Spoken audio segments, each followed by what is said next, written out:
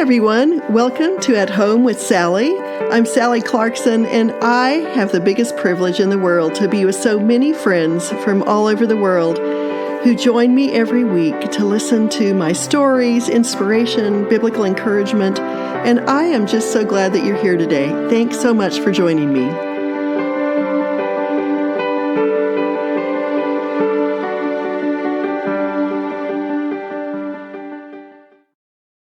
Hello, my lovely friends. How are you today? I am sitting in my little couch in my kitchen. That's where I have the most room to put a little couch for this is what I call my office. It sits right next to the dining room table in the kitchen where everybody comes, but it's the only place I had where there was any room in the house because our flats and apartments, though have been wonderful, don't quite have the number of rooms in them that we have had in our homes before. So picture me here. I'm getting ready to make tea time with my family that we do every Sunday, and I'm just so happy to be with you. I know so many of you have signed up for Life with Sally. I'm absolutely tickled to death because I think that what my friends who run Life with Sally have done is incredible. With artists, musicians, books, recipes, legacy tapes for me from our 23 years of conferences. And I particularly like the one this month that is in the book study for the Life Giving Home. So it's not too late to join. Go to lifewithsally.com, sign up. It's a subscription membership that helps to provide resources for our ministry and for our 7 staff, and for all of the publishing and printing and missions that we do. So we just really love it when you participate in what we've prepared and when you enjoy it and when it helps us to be able to continue to minister all over the world. So thank you, thank you, thank you. Now, because we're doing a special focus this month, or these summer months, on the Life-Giving Home, the reason that my friends and I thought that would be a good thing for you this summer is because it's different at every stage. It's different when you have babies. It's different when you have adult children. It's different when you have the elementary age, or if you're moving, or if you have times of difficulty or illness. And so we wanted to address some of what does it look like to keep having the breath, to be able to make a life-giving home, because as we've talked about so many times before, home is a holding place for all that is good and beautiful and true in life, and it needs a conductor of all of the good and beautiful and true. And that's one of the greatest roles of my life. I have had many roles as a professional and as a mama and as a wife and as a friend and on and on and on. But shaping home has been really a wonderful thing for me. And I'm going to be talking today a little bit, it'll be a fun day, about hospitality and why hospitality is where the life-giving home really starts. Because hospitality is what is biblical. It was in the heart of Christ. There are many verses about it. But I wanted to read to you a special verse that means a lot to me, and I know it will to you, because I think that oftentimes we are confused, that we fight over what we think. We fight over our views. We fight over our politics. We fight over our faith, our denominations, which it's always good to use your mind to become clearer and clearer about what true principles, virtuous principles are in life. But really, the expression of what we believe comes out in how we behave. The expression of our faith is meted out in the way that we do what was on the heart of Christ.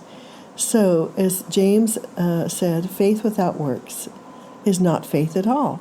So I wanted to talk about the whys. Why I got a letter this week from a really precious woman. I get lots of letters like this, and so many women say, I'm tired, I'm exhausted, I'm overwhelmed, the world is falling apart, I can't get it all done, things are going in a chaotic sort of way. And yes, this is very hard, the tasks that we are approaching and focusing on, the making of home, the shaping of family. But really, it is the heart of you, of me, that creates hospitality. The life-giving home starts with a heart for what true hospitality is. Hospitality is to serve and care for the needs of others that are in your life as though you were serving Christ. It considers the needs, the feelings, the age, the personality, the situation of the other persons, and it serves them generously with beauty, with love, with touch, with words, physical provision, practical help, generous friendship, and care. But it starts in your heart, in the imagination of your mind. It's when you understand that it is in the loving and serving. Oh my goodness, there's a very noisy plane. I hope you can't hear that. I might have to close my door.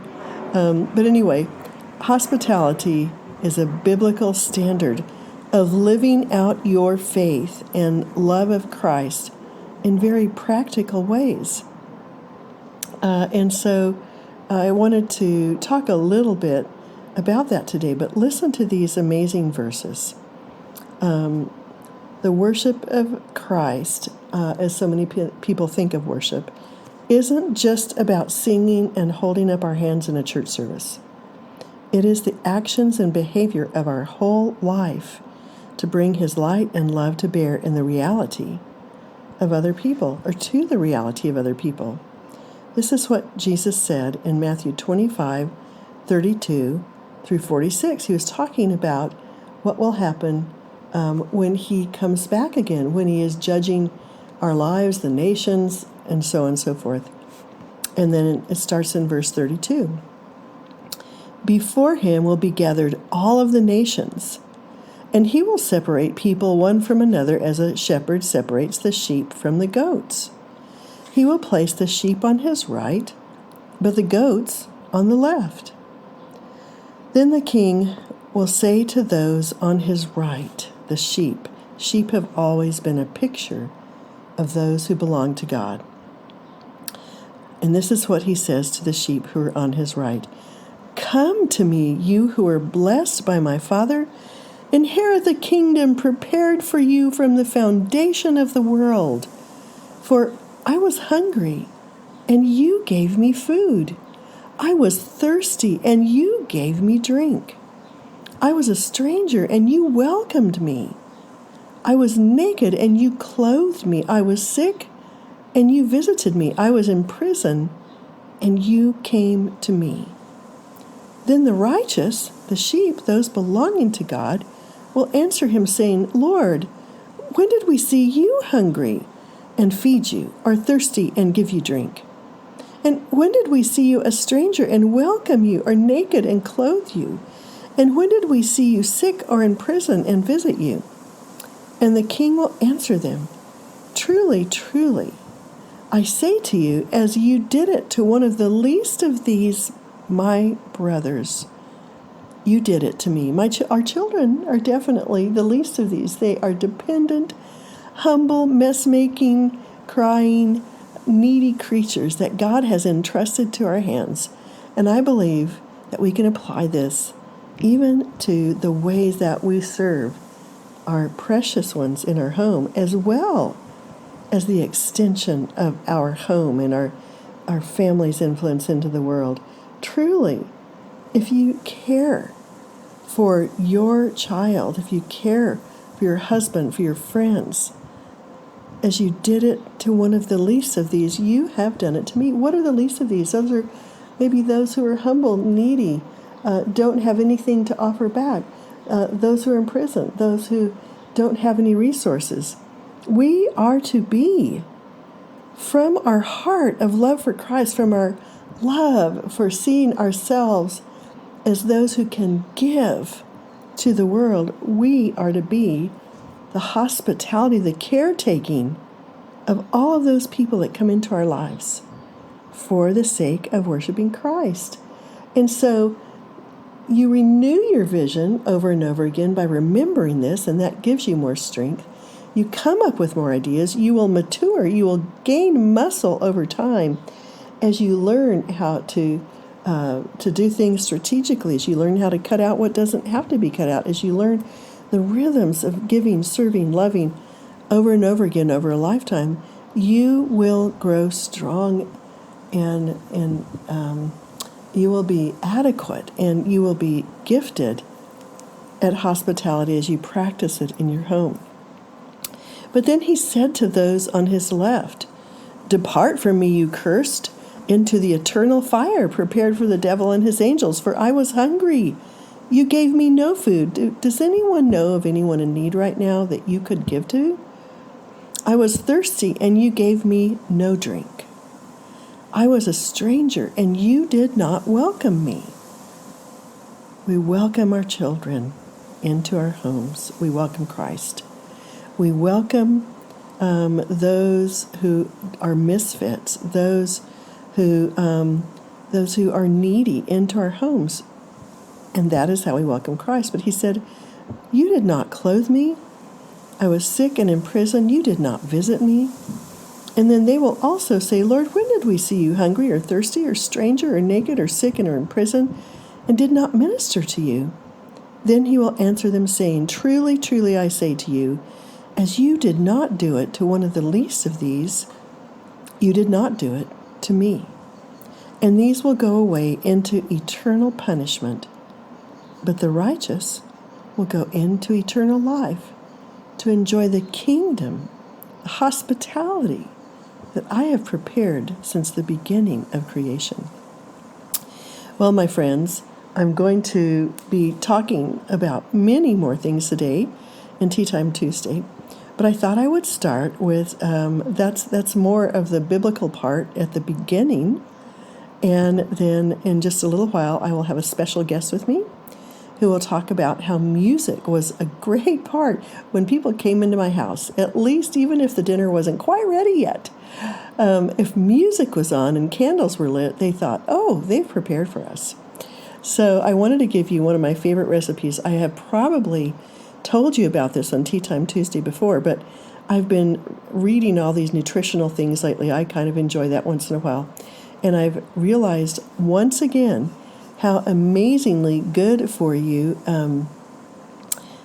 oatmeal is. And I try to eat oatmeal. It's one of Clay's favorite things in the world. He eats it every single day, always on Sunday nights. So I try to come up with different oatmeal recipes. And I'm going to encourage you to at least look at, you can find it online, but you can find it in my life-giving table, what I would call my heavenly oatmeal muffins. These are moist, mild muffins, and they kind of carry the taste of anything else you want to add to them. They're great with butter, my favorite, raspberry jam. Applesauce is what we use as a sweetener for when we have soups and oatmeal muffins. Applesauce goes great on top of the muffin. And I can make a whole meal just out of these. And you can add blueberries, you can add other things to these, but we like them soft and plain. And basically, you can look up the recipe, but it's really easy. It's 2 cups rolled oats, quick or old-fashioned will do.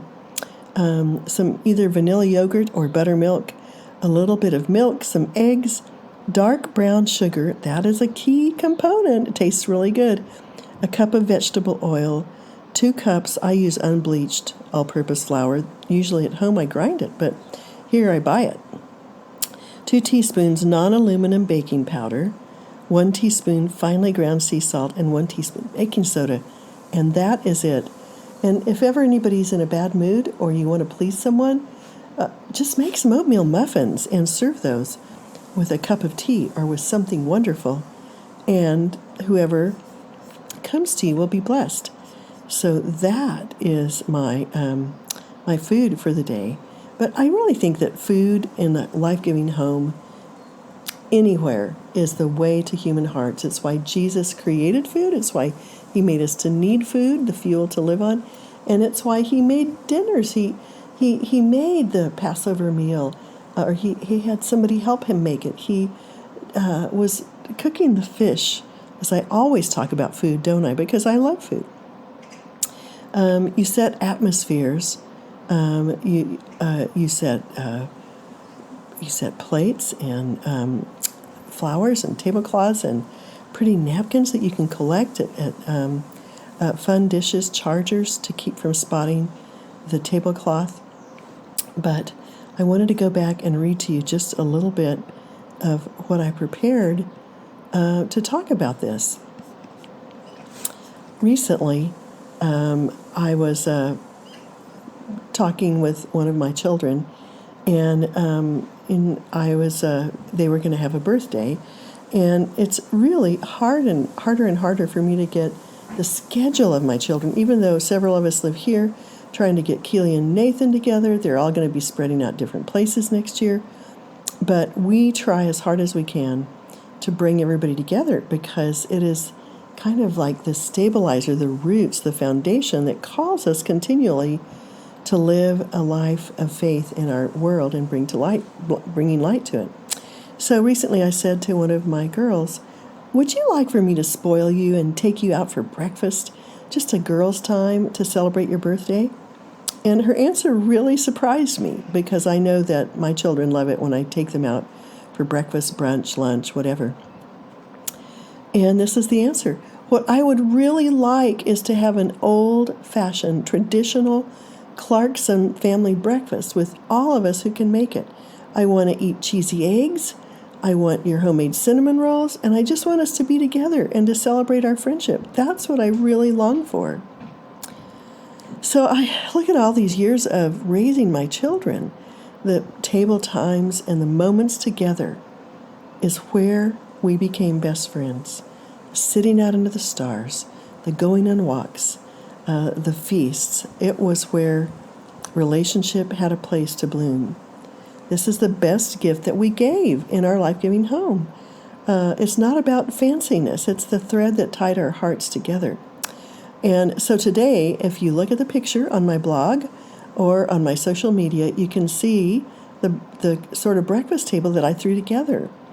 And I just learned over the years how to do this easily because I'd done it hundreds of times before.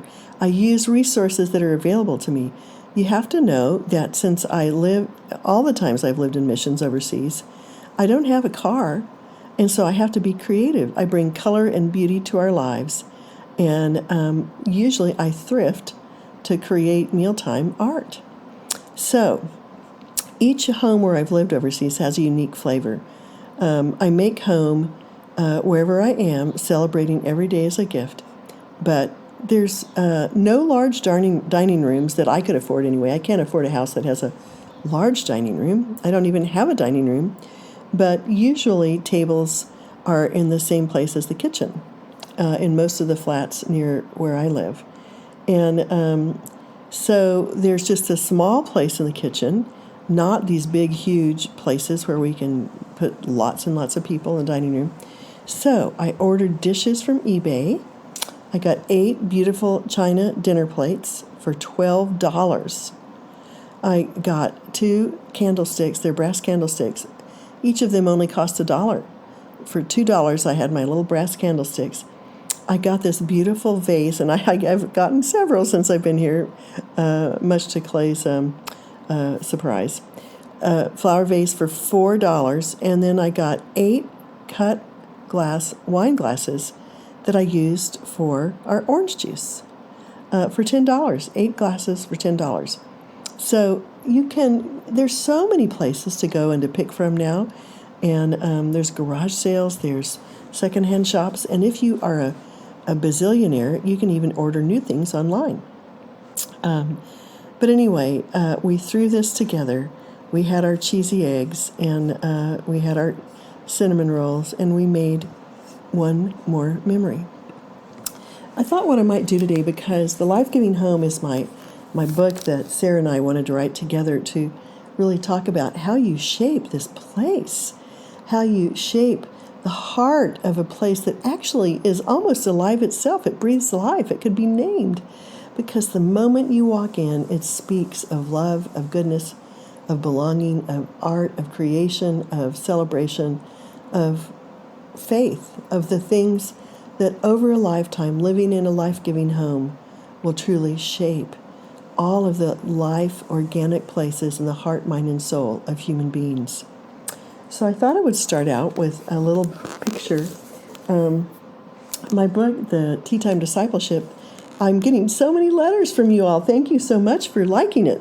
It was such a part of my hype because it's kind of an extension of the life-giving home, very much.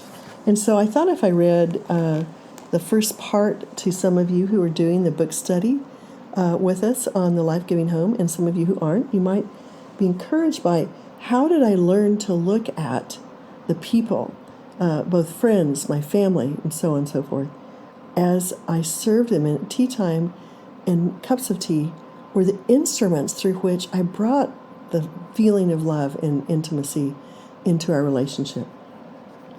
An invitation.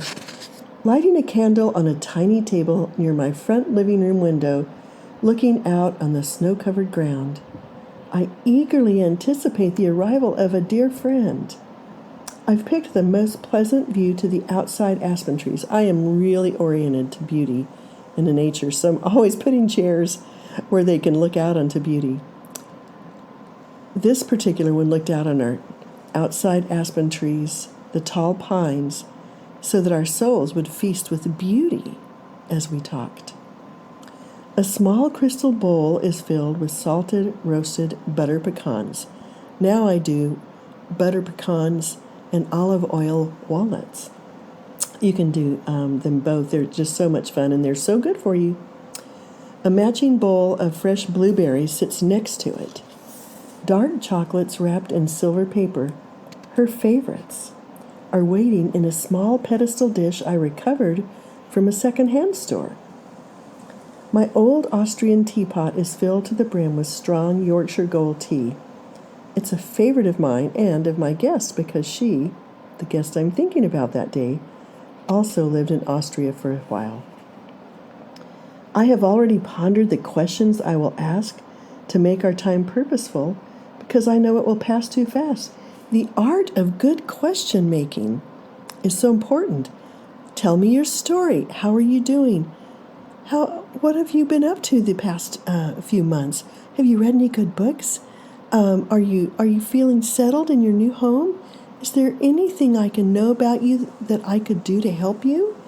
These are questions that, in the midst of the environment that we have set, opens up the heart of the people.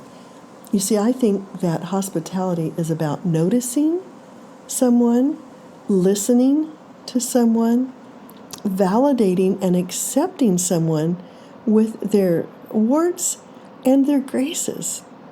It's about using words of encouragement, using touch to express affection, using the service that we have in our hearts to meet practical needs. Hospitality is a well-rounded work of life.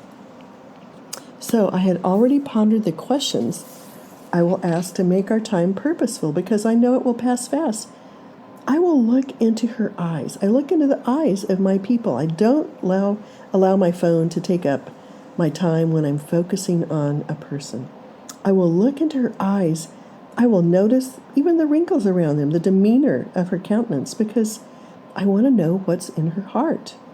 What's in the heart of my children, my husband? How has life treated her in these past months? Is there a furrow in her brow? What challenges has she encountered? What books has she been reading? And I will take her hand in mine and tell her how very glad I am to be with her. I will tell her, I love you, my friend. I'm so glad to be together again. I will ask, how can I pray for you today? And if it is suitable, I might even pray to close our time together. I can't even begin to tell you how many close friends I have made over a simple meal or a cup of tea or coffee, if you must, And there's something about stealing away from the busy of life and sipping something wonderful, smooth, and warm while sitting in an environment that you have created, where secrets can be shared, silly moments discussed, sympathy poured out, comfort given, dreams become real in the speaking. And so, my friends, that's from one of the first chapters of Tea Time Discipleship. But it talks so much about hospitality that I thought it might be fun for you to hear me read what I wrote. Now, I'm going to stop for a moment because I'm going to be recording a special guest in a moment. But I am probably having so much more fun even than you are, so I hope you're enjoying today. Grab a cup, sit down, breathe in peace, and we will continue. Well, my friends, I'm back with my son, Joel. Hi, Joel. Hello. It's so much fun to have him. He's one of my favorite people in the world. And it just happens, from listening to my podcast for so many years, that music is such a special thing to me. I think I'm the original ADD person or ADHD person. And so I need music all the time. I love music. It delights me. I was even walking the other day, and my daughter said, "Mom, do you realize that your phone is in your pocket and it's still playing music?" She said, "You carry music with you everywhere you go." And I thought, that's what I want to be, the person when I come into people's presence, a music person. Anyway, that's a silly thing to say. I must be tired. I didn't have enough tea. But anyway, I wanted to invite Joel on here because I am absolutely thrilled and having so much fun listening to some new music that is actually put out there by my son Joel. So Joel, you've had a long hiatus from music. Mm-hmm. You have been doing other things, and this is kind of a return to composing. Mm-hmm.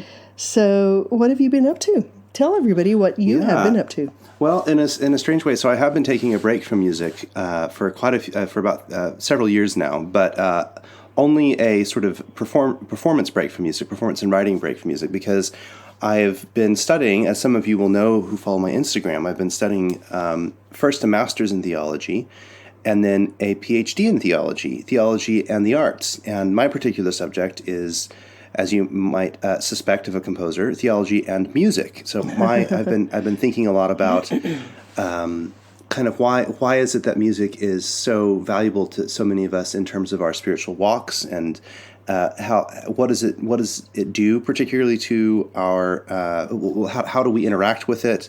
And one big question that I've been really curious about is sort of thinking about how for Christians of the early church, many of them thought about music as a way of understanding the voices of the cosmos, that creation is full of song, as we can probably attest in our own lives. Many of us, we can go out into nature and there's bird song. Right now, the bird song has just been glorious. Yeah, here in Oxford, it's been amazing.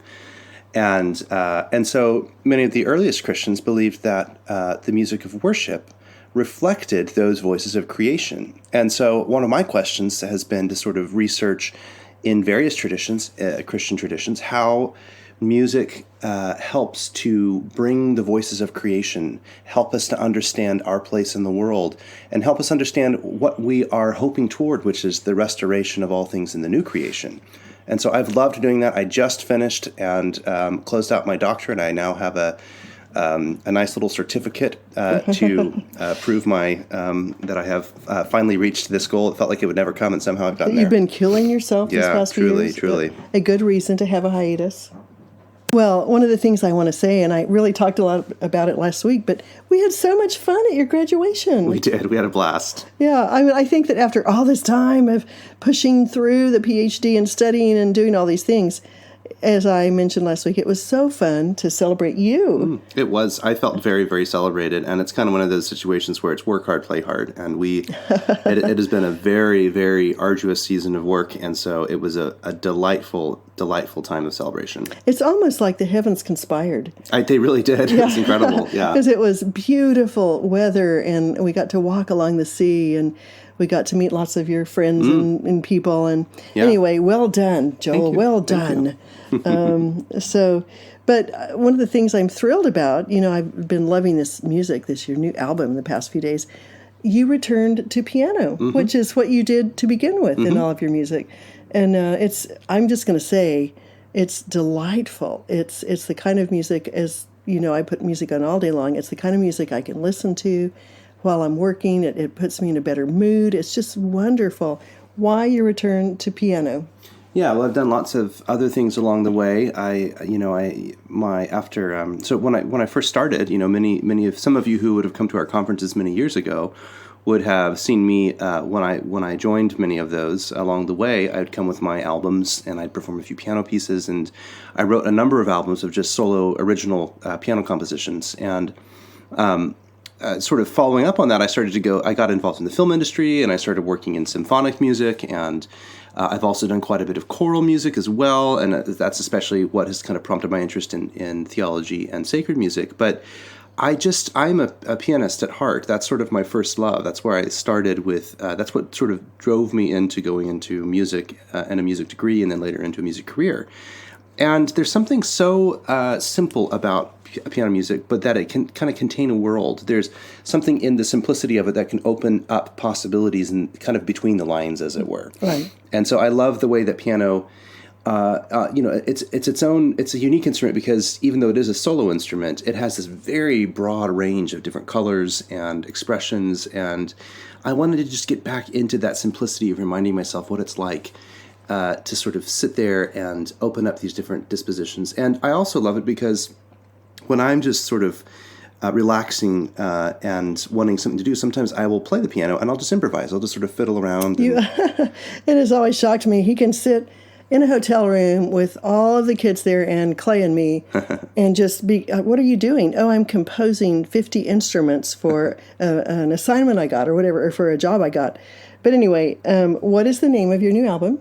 It's Midsummer. So so many of you will have listened to my Midwinter Carols album, and those two albums I released over time have been really a wonderful way to connect with so many of you. It seems like it's really been something that's kind of helped some of you walk through your Christmas seasons, Advent and Christmas seasons, and that's just been such a joy for me to watch. And so I wanted to sort of say, okay, well, that's part of sort of that later part of the year when everything's cold and we're entering into that sort of celebration of the coming of Christ.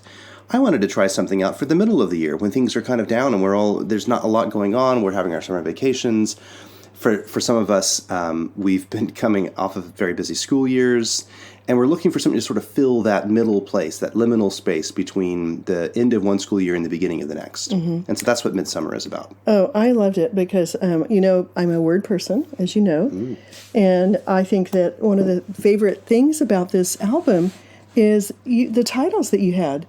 You had Looking Out the Window on a Train. I'm not going to go through all of them, and I'm not going to say them exactly right. You had Walking in the Woods. I mean, all of these amazing things. I love the design. I love the whole idea of midwinter and midsummer. And the other thing is, I think we're all coming off of a little bit of fear, discouragement, chaotic world. And this points us to our hope. We have hope. So tell me about the design and what was your inspiration? Because it's really been wonderful for me. Yeah, so something that I have been doing throughout my doctoral journey is I have been posting pictures of creation sort of in my own environment, first in Scotland and then later when I moved down here to Oxford, just reflecting on my own walking around on beaches and forests and along streams and sort of my own reflections on the presence of God in the beauty of nature and especially the way that's sort of carried me through some of the very difficult parts of the last few years of sort of not just getting through the doctorate, but also surviving, as many of us will understand, surviving the long lockdowns. And you did your whole PhD during the lockdowns. Yeah. There's a lot of challenge and stress and moments. And so one of my great sort of elations in life, one of my consolations was to go out and especially to walk. There's two beaches in St. Andrews. One is called East Sands, and it's kind of a shorter beach with a long pier at the end of it, and then West Sands, which is the famous beach that's featured in Chariots of Fire when they're running along in the Chariots of Fire. Oh, that's from St. Andrews. That's West Sands, yeah. So that he would have come from. He would have been allegedly running along West Sands Beach. It's about 2 miles long. And especially around twilight, it's just beautiful because you walk out and there's not many people out there and you can hear the waves coming in and out. And so a lot of my posts on Instagram would be these pictures and then my reflections on that. And I thought to myself, something that I would love to do. So the album art is, for those of you who haven't seen it yet, is it's got a little painting that I did, a square painting. I saw you. I caught you painting that one day. Yeah, it was just really sitting there with fun. your pencils. Yeah, I just decided I wanted to try it out myself. I haven't painted in a while, and so I got kind of really getting my artistic, creative bent going again, which has been wonderful. But I wanted to do kind of an idealized, almost like an icon of summer, of a beautiful tree, of fields blossoming with flowers and grass, of a very bright, idealized sun, and of a kingfisher, which is a very, for those who don't know, a very bright and sort of, it's blue and orange, and it's just a gorgeous bird that I associate with summer. I especially love the kingfisher because I love Gerard Manley Hopkins' poetry, and in one of his most famous poems, G.M. Hopkins talks about as kingfishers catch fire, and he's talking about how Christ can be sort of reflected in all the movements of creation. And so part of what I was thinking about when I was writing this album, these 7 different piano compositions, I wanted to give, just like on the front cover of my album, of this little almost like iconic image in looking into this idealized summer, I wanted to have that sense that of the things in my experience of summer, moments in my experience of summer that act like almost in an iconic way for me, in which it's like the presence of God is distilled to me and brought into me into my own presence through these beautiful things. So seven different compositions, and there are things like afternoon sunlight. There have just been these moments that I will be sitting on, say, the porch at home in Colorado, and suddenly light will come through the trees at just the right angle, and I'll just be sort of taken into this incredible luminous moment. Or driving through forests and mountains. There's something about that experience that really just grasps me and takes me away into a new space. So each of these tracks are their own version of that, of these little windows of my own experience of the goodness of God made present to me in these moments of summer. And I hope that they inspire you who listen to them to think of your own moments that you have in your own experience of midsummer. Well, I think it's wonderful, and is there anyone that's your favorite? That's a terrible question for me to pop on you, but I like the one on the porch, the one on the train, the one walking through the woods. I don't know if I could say a favorite. I'd say I really enjoyed writing the first one and the last one. The first one is Afternoon Sunlight. I wrote that a long time ago. I was bored one afternoon, and I was looking out the window, and there was sunlight, and I thought, I want to write about this. And so I just sat down and wrote it all in one fell swoop. And then the final one, which is about walking in the Oxford in a park, Which is where we used to meet love. sometimes. Yeah. I wanted to capture that feeling of it's luminous, but in a very kind of almost humorous way, because my favorite thing to do is to sit and watch the ducks splashing in the pond. And so I wanted this piece to sort of have that sense. So it's a little more jazzy. It almost has like a little bit of for those of you who know this artist, Miyazaki. Miyazaki is a filmmaker who makes movies like My Neighbor Totoro, and he's a Japanese filmmaker. And they're just these idealized, wonderful expressions in this music. It's almost got the scores to his films. They're very jazzy and sort of delightful and full of whimsy. And so the last piece, I wanted to kind of have that piece. So I like those a lot. So is this it for a while? Is this your final album, or now that you're through and when you catch your breath, do you have more musical aspirations? Well, this was a really fun one to write, and I kind of wanted to think of it as the beginning of a new season of really being creative again in music. So I do hope that you all will go and listen to this. If you want to stay up to date with what's coming up, I do plan to do more music of all sorts, all different kinds of music. And hopefully to even work with other musicians as well for collaborative projects. Everything that I do, I post on that any project that's upcoming, I post on my Instagram, Facebook, or Twitter. So what is your Instagram? My Instagram is instagram.com/Joel, Joel.I, it's my middle initial, .Clarkson. Joel.I.Clarkson. And then my Facebook, for those of you who are on Facebook, is facebook.com/Joel Clarkson Music. Okay, great. Well, I'm just thrilled about this, and I think that people need a little bit of uplifting. And we're talking about hospitality today, and a great way to invite people in is when they walk through your front door to hear delightful music. It seems like you prepared an orchestra for them, or at least a piano. All right. So where can people find this album? Yeah, so this is an all digital album. So if you want to listen to this recording, you can basically hear it anywhere music is streamed or purchased online. So if you stream your music, Spotify or Apple Music or Google Play. If you purchase music, iTunes or Amazon, I think they offer it as well. But basically anywhere that you would get music online, you should be able to find this album. Okay, great. Well, I really am so happy, and maybe we'll even put a little tiny blurb on the end of this podcast in just a minute. Great. All right, my friends. Thank you, Joel. It's been a pleasure.